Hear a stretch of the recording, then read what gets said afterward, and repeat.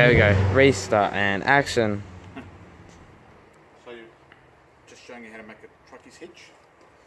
Tied it down at the front. Like I said, I put a mattress on this thing once on the roof.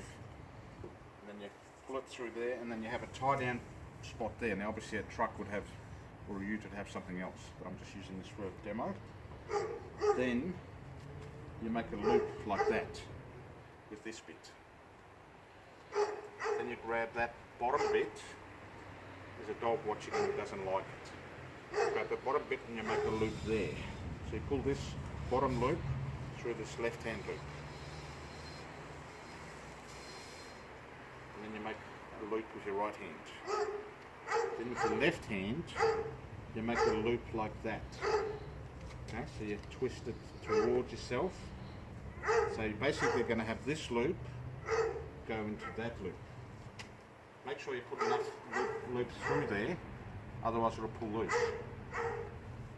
So the right hand loop goes through the left hand loop, and then you grab the long bit, and you pull tight. And then it's pulling tight on itself.